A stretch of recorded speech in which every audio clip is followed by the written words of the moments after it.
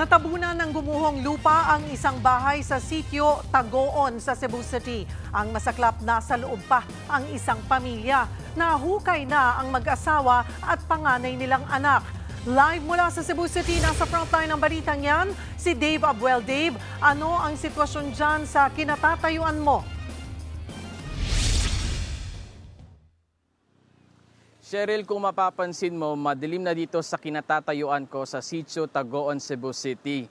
2 araw na kasi walang kuryente matapos manalasa ng bagyong Tino. Gamit ang pala at piko, mano-manong hinukay ng mga rescuer ang bahaging ito ng sitio Tagoon, Cebu City. Dito kasi nagka-landslide nang humagupit ang bagyong Tino. Ang nag-iisang napuruhan niyan, ang bahay ng isang pamilya na may 4 na miyembro. Mula Martes, isa-isang may nahuhukay ang mga otoridad. Sa likod ko, kita na puspusan yung paghuhukay ng mga tauhan ng Bureau of Fire Protection para matagpuan yung bunsong lalaki. Ayon sa hepe ng operasyon, nakita sa bandang pintuan yung panganay habang sa sala naman nakita yung mag-asawa. Ang problema ngayon, nasa taas kasi ng bundok ang bahay ng mga biktima. Sobrang tarik at lambot ng lupa, kaya pahirapan mahanap ang bunso ng pamilya. Hopefully sir, hinahanap po namin siya ngayon sir sa near the area po ng both parents sir, kasi hindi po accessible ng mga heavy equipments. Ayon sa mga rescuer, posibleng sinubukan pang lumikas ng pamilya bago malibing. Kwento ng kapitbahay ng pamilya, nakarinig sila ng dagundong ng magka-landslide. Ning kami talaga siya og tingog nga murag ning kaya moro na siya. Pagkatapos wala naman ko'y nadungog nga lain, wa po kay bawog na inisinggit kay tungod sa kusog sa hangin ug uwan. Mao na nga mura tay akong nagbawan pagkabuntag na wa ko kay bawog nga ana di ay natabunan. Anang higayon na. Ang sitio Comon sa Barangay Bakayan, Cebu City, tila na wipe out ng bagyo.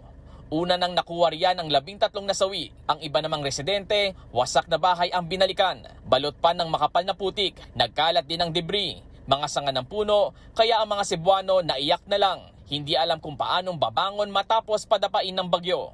Kasi wala na kayong bahay, wala kayong matitirahan.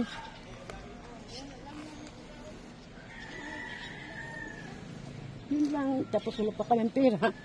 Wala kami matulugan. Nandun lang kami sa eskwelahan. Iwan ko kung pwede ba kami magtukod. Hindi ko alam. Sir, dinayon mo po yung andre, sir. Tungod sa inganing sitwasyon. Kuyaw na kayo po yung andre. Sa ngayon, nagbigay na ng 760 million pesos na financial assistance ang Office of the President sa mga apektadong lugar. 50 million pesos ang ilalaan dito sa Cebu.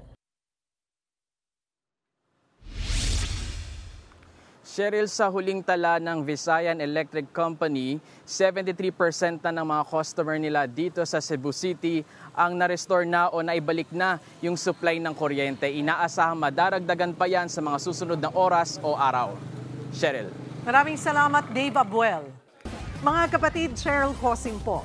Maging maalam at may pakialam sa mga napapanahong issue at headlines. Mag-follow at mag-subscribe na sa social media pages ng News 5.